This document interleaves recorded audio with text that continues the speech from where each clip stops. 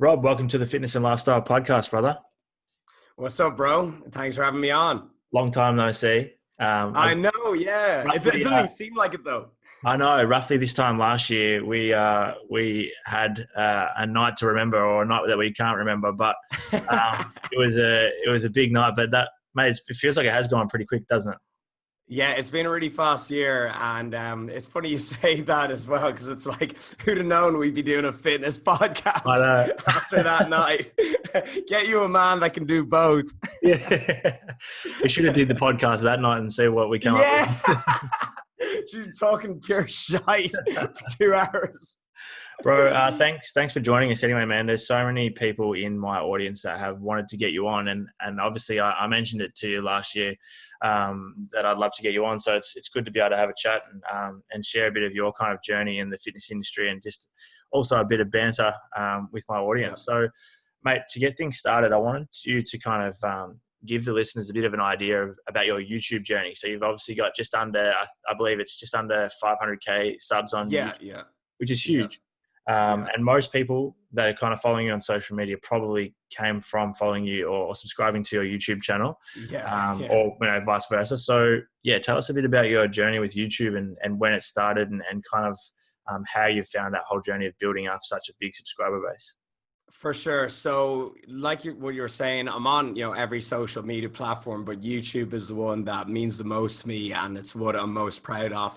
And it's what I put the most work into as well, because with Instagram, it's like you're saying, people probably know you from YouTube. It's like, they're definitely not following me for my pretty face on Instagram, like people that follow me on Instagram are like, hey, Rob, we watched your last vlog. That's where all the comments are at. They're like, personal jokes with me and my audience. So like, most people do know me from YouTube, which is great because, I'm not the biggest, strongest, most athletic, cleanest, nothing. But, on YouTube, I can still voice my personality a lot better. And that's managed to build a huge community and a really engaged community that I'm just so proud of. And, the LF Army, the Lipsett Fitness Army, so I call them, they're just like the most positive subscribers ever. And like, I actually just get so much love online, whereas social media can be a very negative place. I'm really grateful for my community and subscriber base. So basically it started, my first ever YouTube video I uploaded in September 2014. Yep. And prior to that, I had no job. I dropped out of college. Didn't know what I wanted to do in life, which I'm sure so many people can relate to, really. Yeah. And I had no clue what to do. And I'd watch these guys on YouTube like Matt Ogus, the Hodge twins, Steve Cook, all those guys. And I'd be like, no one in my country's doing that. No one in Ireland's doing that. I'm absolutely obsessed with fitness, training, nutrition. It's all I watch online. If the new study comes out, I go to see what Lyle McDonald has written about it. I still am obsessed with training, nutrition, fitness. I've kind of learned about most things, but I'm still always refreshing myself. So I said, you know what, screw it. There's no one in Ireland being a fitness YouTuber. I want to be one, okay? I want to talk about my passion on camera. And I got nothing else to lose. I was like, it's pretty scary, putting yourself on camera and putting it on the internet. But I was like, screw it, man. Like, I got no job, got no college, like what I'm not going to get fired. I'm not going to walk into a classroom and everyone's going to start laughing at me because there's no classroom to walk into. Like, so I was like, I've got nothing to lose. Screw it. So the first video I put up was just to introduce myself. Kind of like a day in the life, which really wasn't much. So, a day in the life of just starting a new YouTube. Yeah, a day in the life being redundant. But I actually did have a job. I did have a job. Like, it came and went. Jobs came and went. But so I started that off, and it was mainly like full day of training and eating. And it was all filmed on an iPhone 5. Everyone's got an iPhone 10 now, like seriously. That's how long ago it was. And I just kind of talk about, my diet, what I'm training for, current goals and stuff like that. And I'd be like I said, I'd be working, jobs here and there. I had like 2 different jobs, but they weren't anything I was too happy with. And yeah, I just kind of started vlogging my journey, and it really went from there. I'd upload like really informative stuff that people would share with their mates, and I'd be like, no, this is a myth. that's a myth, and people would learn a lot from it. And then from there, the video quality's improved. I always kept investing back into my channel. So moment I'd have a bit of cash left over, I'd buy, new camera equipment, new editing software, take an online course, anything. And so, yeah, it kind of just grew from there. And then I had a job 9 to 6, I remember, in an office at the time. And I got fired from that eventually. And so I remember 9 to 6, I would do the job. I would drive home at 7. And then I do YouTube and online coaching and all that until about 2 a.m. Yeah. And then I sleep 4 hours and wake up at 6 a.m. and do it all over again. So until YouTube and online coaching and fitness made more than that 9 to 6, then I was able to quit. So yeah, that's kind of like how it started. That's awesome. And so for those that don't know, now you are full-time YouTube and online coaching, yeah? Yeah, for sure. And then I also own an events company, and I'm an author of a book as well. Yeah, we'll touch on that. Yeah, and then many ebooks too. So I do a lot of different things. Then of course, I do a lot of brand work with sponsors and everything. Yeah. But yeah, always got some new projects in the pipeline. Isn't that crazy? So like, how do you feel now? You said before, you mentioned a few names like Ogus and Steve Cook and stuff. And now being in those same circles, like, when we're at expos or whatever, and you're standing there and you're like with Steve Cook, or you're standing and you're talking to the Hodge twins or whatever, like how crazy is that for you to have these guys being the reason you started to now being just part of their circle? It's beyond surreal. Like, I honestly, do you ever look into like the simulation theory? Like Elon Musk always talks about it, and we're just in simulation. Some of the crazy shit that happens to me is just so out of my belief that I think I'm in a simulation. I honestly don't feel like life is real. That's how grateful and blown away I am by everything. Like I remember when Steve Cook followed me and like he DM'd me being like, "Hey Rob, keep up the great work." I was like, "What?" Yeah, I'm in shock. And about a couple of months ago, he followed me on Instagram, and I like refreshed it like 5 times. I'm like, surely not. Yeah, you're like, surely a mistake. Surely he could follow by accident. But he's actually one of the nicest guys in the industry. And funny enough, all the guys that I'd meet, and they'd be like top of the industry, like huge audiences, super nice. You know, they say nice guys finish last. Not the case. If you're a fucking dickhead in the fitness industry, no one's going to watch your shit. No one's going to want to collaborate with you. So all the people that I've met who are killing it are all super good people. But yeah, so it's so surreal. Again, I was like DMing Matt the other day. We comment on each other's posts. He's again, as far as I've seen, it's really just surreal. And it's like, I said it to myself, work so hard until your idols not become your rivals, but become like people, you align with. Yeah. So it's just surreal, and I'm still like, every day I wake up and I'm like, I can't believe that this is real. And I'm like, I still got so far to go as well. I still got a lot to do. So it's a great feeling, Yeah, and that just kind of touches on like the next question I wanted to ask you. But you just touched a really good point. Is that like, I think particularly with YouTube and even podcasting as well, the people that have big following on YouTube and podcasting is because they're decent people. It's all well and good to have a social media where you post photos and everybody loves your photos, but then they meet you in person. They're like, what the fuck? This guy's a loser. Yeah, exactly. You can build a following on these platforms where people actually get to know the type of person you are, and not just because they've seen your abs on Instagram. Yeah, that's just what I was saying at the start. Yeah. Like, I'm not the biggest, fastest, strongest, but I put a lot of effort into my audience, and I genuinely care about my followers. Yeah. I treat my followers like they're friends. That's what every influencer, or hate the word influencer, but every, content creator should do that, because they shouldn't take for granted the position they're in. So, if you're promoting a bullshit product, would you recommend that to your friends or family? If you don't, then you shouldn't be promoting it online. And there's a lot of people listening at the moment that, some people may not have heard of you before, but there'll be a lot listening that follow your content and are probably trying to go down a similar path. Like, I get a lot of people messaging me saying, I've just started to follow my passion in the fitness industry and all this stuff. And what advice can you give those people on growing an audience? Because, and as long as it's for the right reason, like you said, if they got a product, they need to believe in it, or if they got a passion that they're following, it needs to be for the right reasons. But for those that want to grow an audience, what's some advice you can give? Yeah, for sure. I would say, one, be patient, and enjoy the process. That is without a doubt the most important thing. And I remember, like I said, coming up to 500,000 subscribers now, and I was like just as happy making videos when I had 1,000 subscribers. Yeah. I swear to, maybe I was actually happier, Yeah. because I was like, oh my God, 1,000 people subscribe to my YouTube channel. I'd be like, Mom, I can't believe this. I'm like, imagine you put 1,000 people in a room. That's huge. Do you think I was comparing myself to others with 1 million subscribers? No. And some people do that. And that's like a saying on my channel that, my followers, my subscribers will say back to me. They're like, don't compare your chapter 1 to someone else's chapter 10. Thankfully, I never did that, because you're just going to quit and give up. You're going to drive yourself insane.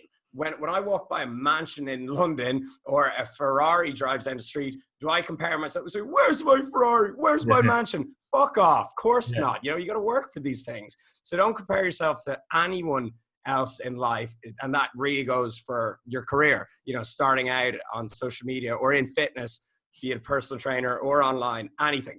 Don't compare yourself to someone who's been doing it for years and who's put in more work than you. So that's my first and biggest tip, is enjoy the process and don't compare yourself to others. The second is put out content that benefits people.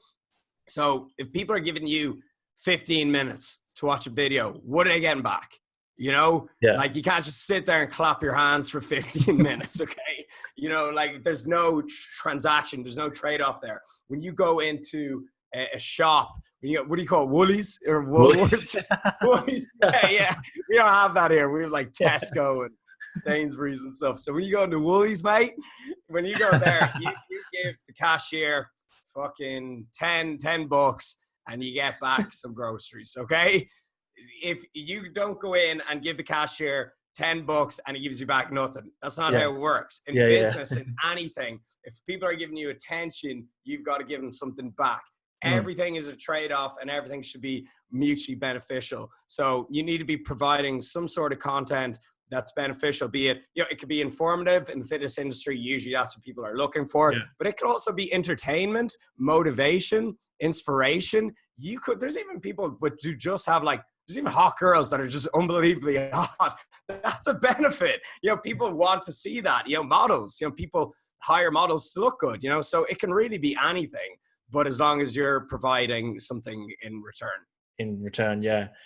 And for you, I'm pretty big on morning routine, daily habits, and doing the small things exceptionally well over a long period of time. So what's some of the daily non-negotiables for you that you think have led to you being to where you are today, and that are going to propel you towards even closer to where you want to be in 5, 10, 15 years time?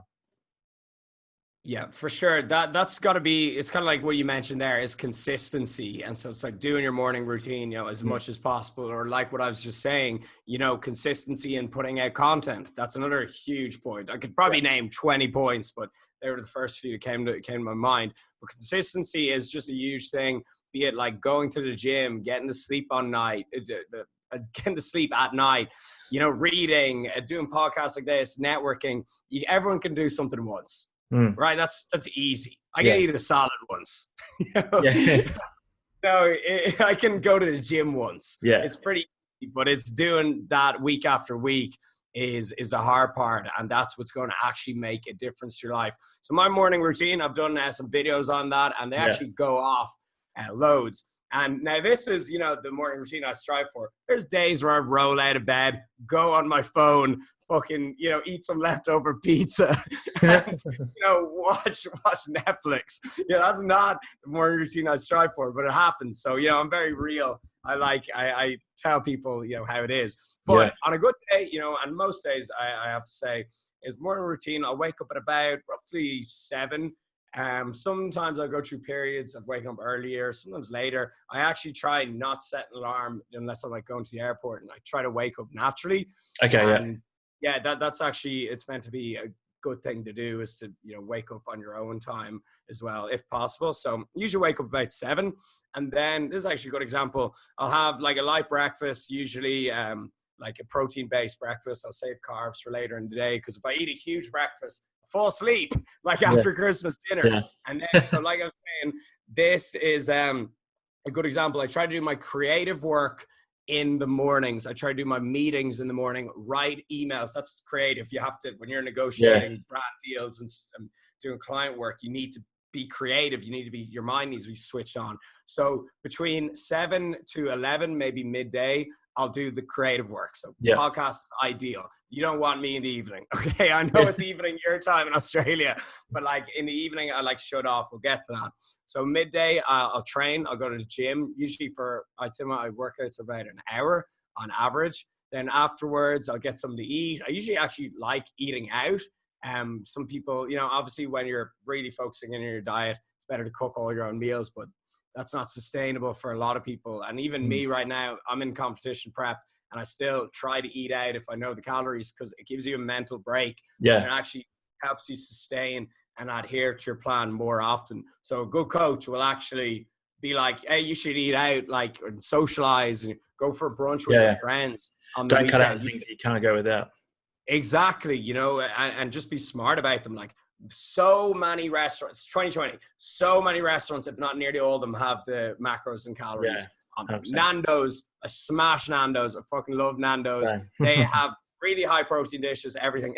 This podcast was brought to you by Nando's. But like loads of places you can go to, you can eat out at. So yeah, I'll usually like eat out for lunch or something, and then I'll run like my daily errands, be it like a meeting in person, just go for a walk, do something I want to do, just whatever's on the to-do list that day. That's also something I do. I write out a to-do list every day. That's at the end of the day though. We'll get to that. So now it's about like 5 or 6 p.m. I'll do all my social media stuff. So it's post on Instagram. I do that daily. YouTube right now, I go for about 3 uploads per week. Got to upload one in a bit now actually. And, I'll do my stories, swipe ups, everything, website work.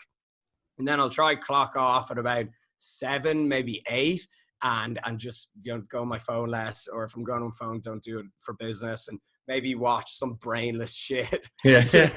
Switch off. I used to be against that, but now I'm like, maybe Love Island is good to numb the brain here we go. and relax. But I do, that said, I do love like a good documentary. And then I go to sleep around, like, I'll get into bed at like 9 or 10, and I'll probably fall asleep at about 11. And that's my routine. That's my daily routine usually. But yeah, the morning is very important. For me as well, kind of like to wake up early, make myself a nice breakfast, or fast. Sometimes I do that. I just have a black coffee. But yeah, I think it's good to give yourself a bit of time in the morning and wake up at the same time every day. Yeah. Now, I know you're big into personal development, and obviously improving your knowledge as often as possible. You mentioned it's part of your daily routine. It's something that I've picked up a lot on that you're very good at doing. So in regards to personal development, or even for those that are wanting to improve their business, whether it's to anything to do with health and fitness or not, is there any audiobooks or books that you could recommend that have had a big influence on you? Funny enough, no. Okay, so this when people are like, where do you, let me rephrase, there's a ton of books I recommend, okay? And you can listen to every book now in audio. But when people are like, where do you get all your information from? Where do you listen to all your podcasts and stuff? I have YouTube Premium, so it plays in the background of your app. And what I recommended now on YouTube is so tailored to me that it just constantly gives me like 40-minute talks and lectures on the topics I'm interested in. So I started listening to like Jordan Peterson, Joe Rogan, that whole crowd. Even like I'll listen to like Jeff Bezos talks, Bill Gates, Elon Musk, just all the fucking big dogs, really. I'll start listening to all those guys, and now YouTube just recommends me like it's so smart. Like, don't even get me going on artificial intelligence. Madness. Now YouTube just recommends me like super good and interesting talks, and even about topics that I haven't even explored yet, but I'm like, they're all based on self-development. They're based on, bettering yourself as a person, or they're even based on stuff that gets your mind going and thinking a little bit. So I actually just let YouTube run, and I'll go into like my home and recommend it, and I'll just cover loads of different topics. And so like I listen to all the usual, podcasts, books I like. I really like The Power of Habit. Habit is huge. I often talk about how a diet gets easier and easier, even though physiologically it gets harder, because the more fat you lose, the harder it is to lose more. But in my situation, and with a few clients I've worked with, once you get into routine, it gets much and much easier, because you don't even have to think about it. You know what meal you're going to eat. You don't have to look at the meal plan. If you track your macros for months, you don't even have to weigh everything out again because you just know. You know, you don't even look at your plan in the gym because you know exactly what exercise you need to do. So routine and power of habit, they're just huge ones. And that's something I've implied a lot in my life. The power of now as well, you know, that's like a classic. The Secret was the first self-development book I ever read in my life. And funny enough, and you know the way that's like the standard base line entry to self-development. I still think it's really good, you know. There's a lot of like voodoo shite in it, but like the fundamental message is really good, is like visualization, and what you constantly think of ends up manifesting. So you know, there are a few basic ones, but go on. There's two books that you haven't mentioned there that I don't know if you've read, but I would highly recommend. One is called The Monk Who Sold His Ferrari by Robin Sharma.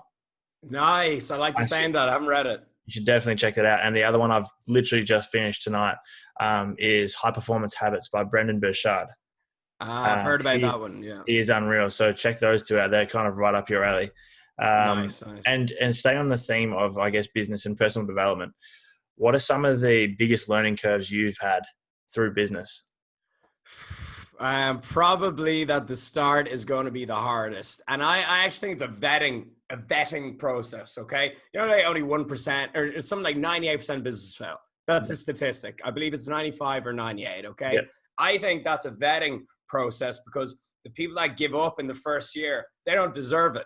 They actually don't deserve it. You know, they're fucking quitters. They just don't deserve it, okay? Since not patient. 2%, they're not patient, and they don't have the grit, mental toughness, the resilience. They don't have any of that shit. And they bitch out and they fuck off. Sorry, excuse the language. You know, when I've got no energy drink in me, I go off. I get about this. And it's so funny. People are like, bro, the language on you compared to your vlogs on other people's channels. Oh, bro, I've had so many people send me DMs saying like, I love your podcast, but I can't fucking listen to it in the car anymore because my kids hear swearing. Yeah. Okay, I'll tone it down. Anyways, they don't have the toughness. They don't have the grit, any of that. And I think that's fine because you need to prove yourself to like the universe. You need to prove yourself to the business gods that your business deserves, you know, to be up there. So the start is the hardest, and you got to have patience and you got to stick it out. Like when my videos were getting 100 views or whatever, or I was selling absolutely no coaching spots, no plans. Did I give up? No. I keep working in my 9 to 6, and then every day I'd come home and just keep watering the plants. That's another saying I like. But so you just got to not give up and realize that this is like a testing period to see if you actually deserve to be an entrepreneur and see if you deserve to live life on your own schedule and, you know, actually have your own business. Because I'll never forget when I found out statistic is that 95 or 98% of businesses fail. And then further to that is after 3 years, even those fail. So it's like, for you to have a business that lasts more than 3 years, coming into my 5th year of trading now, by the way, but if you have a business that lasts over 3 years, you're in the point percent. It's crazy hard. It's so difficult. It's the hardest thing you'll ever do. And then, like, you know, I'm living a great life, you know, travel the world, get to, you know, do my own time, successful business, network with beautiful, great people like yourself. You know, I'm so blessed. I'm so lucky. And I've extreme self-awareness of that, probably because I've worked a ton of jobs I hated. So I understand that, and I use every day as much as I can. Sunday podcast, hell yeah, let's do it. Always want to put myself out there as much as possible. That's the thing that so many people don't understand, isn't it? That, as you've just said, that someone will look at your social media or your YouTube and go, holy fuck, man, he's living the best life. He's got his own business. This is amazing. I'm going to do the same thing. But there is so much hard work there to get to those things. Like, yes, it's to enjoy it, but there's so much shit. Like, it's 10 o'clock on a Sunday night. We're recording a podcast. Like, and not even that. They don't see like me working like 2 jobs at the beginning, getting fired, and, you know, having like €5 in my bank account and being like, oh, I get paid on Sunday, then I can buy a new camera. Having like 0 emergency fund, no disposable income. They don't see that. Even when I first started out, you can go back to my first ever YouTube videos. I was living in a shared accommodation hostel thing. And it was like, you can see the fucking state of it. And people would actually, like, there's like 20 people living there.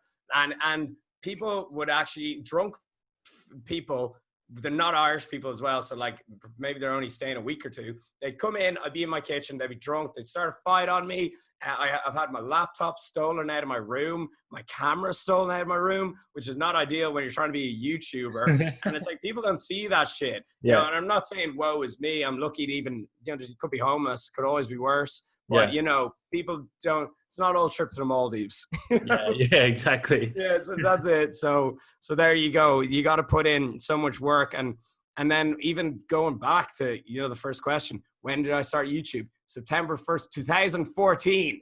It's 2020 now. Exactly, man. Overnight success. My fucking ass. Like, exactly. More like a 6-year grind. It's a fucking big I'm night. still not even on a million subs. You know, come on. But that's it, man. You got to be consistent, persistent, and relentless. Yeah, man. Inside the health and fitness industry, and it doesn't even need to be in our industry, who are some of the people that you have networked with and that you have regular contact with that you find inspiration from and you believe are helping you, are kind of like, I guess, in your circle that are helping you get to where you'd like to be? For sure. So the last person I gave a call to last week about a new business that I'm starting, it's actually a physical product, which I'm super excited about. The last person I called was Max Tuning. You know, he's on YouTube as well. And Christian Guzman, they're a Shawley Coker as well. All the Texas crew, the Alpha League crew, they're like people that I can just call up. You know, obviously I go to Texas loads. Going this summer if Trump allows the travel lifts the travel ban. But yeah, they're people that I'm really lucky to have in my circle that I can literally just FaceTime. Because Max has, Christian and Max both have physical products, you know, 3D energy drinks, sour strips, candy. They've both got clothing companies. Alpha League Never Forward. Shawley has Inica Power, which is a you know, it makes like lifting belts and straps and everything. Just all those people are great. Even who did I send a text to yesterday? John Lewis Morgan. He's actually one of the founders of Gymshark. Me and him chat. We have some funny nights out. That whole crew, really, you know, I'm very lucky to just be able to text and ask for their opinion on stuff. So it's great. And again, I used to queue up to meet Christian at an expo, and now I like sleep on his couch. I pass out on his couch after a night out, like we're very close friends. So again, I've like put myself in the position to just be friends with really good people and just really outgoing and positive and hardworking people. So that rubs off on productive environment. Product your environment. Like when I see like any of those guys, like, you know, they're pumping out new products, they're doing new series, they're uploading more posts and videos, I'm like, fuck, it's time for me to go. You know, let's go. You know, so that's really it. And it's so important. Like, you know, you surround yourself with losers. You don't just be a loser yourself. You know, people that are just constantly drinking, you know, they're not doing jobs they enjoy or find fulfilling, and they're not even trying to, you know, then why would you be any different? You know, why? Like, people are like, oh, you know, I want to do this and all that. Well, you know, why are you surrounding yourself with these people that aren't doing it, you know? So that's it. Yeah. It's so important, as you can imagine. Yeah, 100% agree. Now, you're in a deficit at the moment. There are a couple of questions. Well, I've got a few more questions before we wrap up because I obviously respect your time. Oh, no worries, man. Sunday, I'm chilling. I'm only halfway through this energy drink. Look, I put the label not this way because I'm like, I ain't giving you no sponsorship. Well, yeah, go on. In your deficit at the moment, or whenever you've been in a fat loss phase, give us your favorite low calorie meal and your favorite meal where you're like, you don't really give a fuck, you're just eating whatever you like. Okay, let's start with the fun. Don't give a fuck meal. Definitely pizza. It's just dough, sauce, and fatty meat and cheese. Like, I can make like healthy pizzas. I've got like a recipe on my channel, but just it doesn't hit the same as a big fat Domino's. You just can't substitute it. So that and like some ice cream afterwards, that would just be my ideal meal. And then, sorry, the other question was what meals I have when I'm actually, you know, when I'm looking to stop hungry. Yeah, like what's kind of your go-to meal in a deficit where you're trying to watch your calories? Yeah, for sure. So it would be like a burrito bowl, a homemade one, okay? Because basically, you know, you've got like burritos and burrito bowls in Australia, right? Yeah, we're not that fucking behind, mate. So you have that backwards. It's like, mate, it's a 10-hour flight away. It's not the Stone Age. I'm pretty sure I've had some good Mexican food in Australia. Your sushi's unbelievable, especially Melbourne. And Melbourne coffee is perhaps the best in the world. It's unbelievable. I really want to go back to Australia now, just thinking about it. Yeah, but so what I have is, I will. So is like a burrito bowl. So you can get one when you're out and about, but obviously they're going to be higher calorie. But if you make one yourself, like a load of salad, peppers, onions, even like some mushrooms in there, jalapenos, they're so low calories. They're very flavorsome foods. And they'll give you, I make these huge bowls, like these massive salad burrito bowls. And then you put in chicken breast, which is just pure protein. You can put in like low-fat sour cream. You can put in salsa, which is a topping that I use on everything. I just had egg whites, turkey sausages, and I put salsa on it. And you read the label and you look at salsa. It's just like chopped tomatoes and water. So, and it's really spicy and flavorsome. So spicy foods will actually make you, it's more tasteful, they'll satisfy you more. So that, chicken breast, and then like a little bit of rice. You can gauge the rice depending on what carbs you're on, and you'll get a really filling meal. So that's something I'll usually make for lunch if I'm eating at home, or even for dinner, is like these homemade burrito bowls. So yeah, they'd be like a regular in my diet. And also in the morning, every morning on this cut so far is I'll have actually a no carb breakfast. And now I am not keto. I am not anti-carb. If you watch my videos, I recommend keeping in as many carbs as possible to support your training while still being in a deficit. So what I do is I'll have like, just there I had like turkey sausages, beef sausages and rashers, bacon and egg whites, or even like whole eggs, whatever, or even like, you know, a protein shake with water or something. So basically we all know protein is filling, it's satisfying. So you'll get that, you know, that'll stop you from being hungry until later in the day. And then you can actually save all your carbs or even fats, you know, you can save some from them as well. All your carbs and fats for later in the day. And I am so bad for late night cravings. So this has like pretty much solved that for me. Like I'll get to have a really big lunch and dinner if I just, you know, hold off a little bit. So it's kind of like intermittent carb fasting. Yeah. Well, it's like I talk about it a lot. Carb backloading. Yeah. I talk about it a lot with my audience and my clients as well. It's like you figure out what type of way of eating that you like, and then look at your calorie intake, look at your macros like a financial budget. Yes, like you're on holiday and you can't spend all your fucking money on the first day, otherwise you're gonna have a shit trip. It's the same as your day. Like you just look at your day like a financial budget, and things work out so much easier. That's so, I call it macro money. Yeah, nice. I love that. Get that macro money, baby. But yeah, that's so true. Like I actually never even thought of that holiday analogy. Like I would prefer the analogy of, you know, spend it throughout your day, but that's such a analogy. Spend all your money on the first day. It's going to be a pretty shit trip. Yeah, fuck. You'll be staying in hostels like you were. Yeah. You're going to be sleeping on the beach.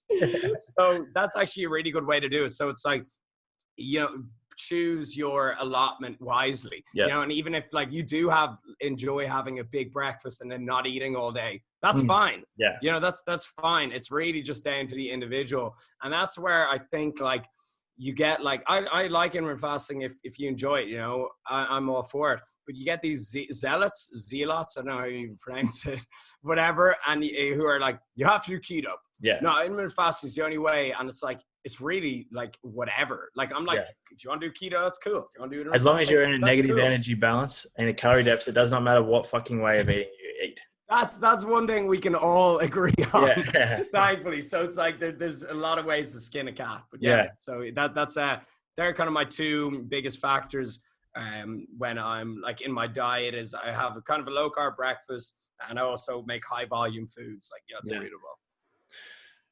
What's name? I want you to name one person that you would absolutely love to train with that you've never trained with before, and one person that you'd love to party with which you haven't partied with before.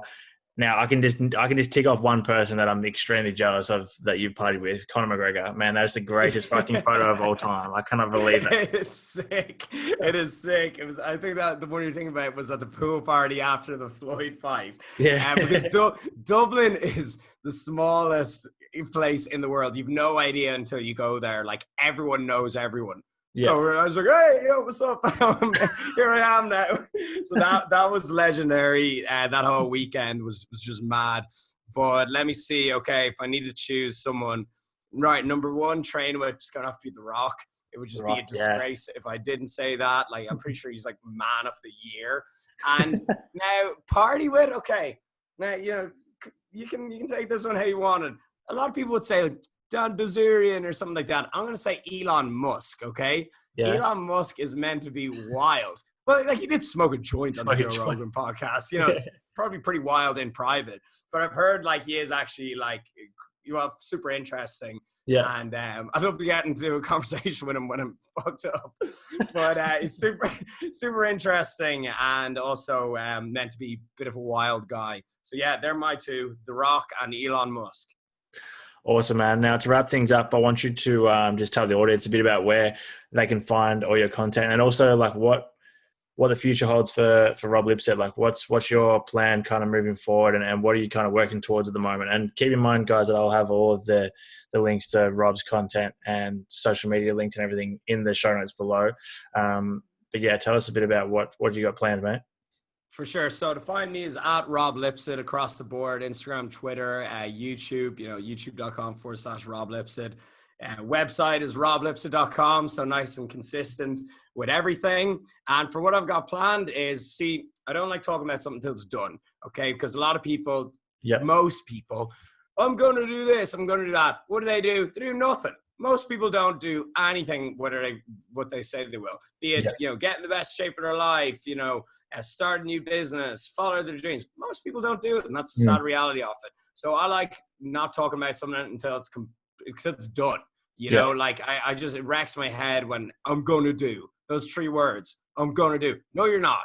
Okay. And if you are, just go do it. Okay. So anyways, but things I can talk about is, like I said, I'm coming out with a physical product this year. So everyone will be like, oh my God, when I show them what I've released. It really hasn't been done much, if at all, by an individual in the fitness industry, as far as I know. So there's that. So yeah, be prepared for the launch of that, hopefully maybe in 3-4 months time. So there's that. Then I'm stepping back on stage as well if the coronavirus doesn't cancel the competition. So as of yesterday, they've said that the competition is on, but the crowds are limited to under 100, kind of like the Arnold Classic that was last week. So that's looking hopeful. That as long as I still get to compete, I'll be happy. So there's that. And then there's just making as much content than ever. I want to hit 500,000 subs and go to the 1 million. Want to always reach more people, which is why thank you for having me on your podcast. Hopefully I'll get some new Australian subscribers and followers and 100%. Connect with more people down in Melbourne, Sydney, and all over. So that's it, man. That's my main goals. And it's always just about making a positive impact to as many people in the world as possible. If you go back to my first ever Q&As, that's always been the number one goal. And then whatever comes with that. Like if I impact positively as many people on planet Earth as possible, good stuff is going to come my way and good things are going to happen. So everything, if you just put out positive vibes, you be a good person, you help other people out, opportunities will present themselves. Yeah, whatever you put out will come back to you, man. That's awesome. And you're doing an awesome job of it. Absolutely love your content. You too, man. You too. I appreciate it, man. And you're an absolute ripper bloke, mate. That night last year will go down as one of the best nights of my life for sure. It took years off my life. I'm still hungover.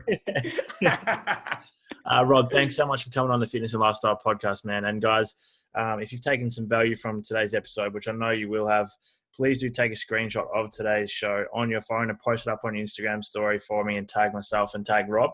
We'd love to get some feedback from today's episode. Thanks so much for coming on, man. Enjoy the rest of your day. Hope you have a productive Sunday. No worries, mate. Will do. Have a good sleep. I'm sure it's late there. Thank you, brother.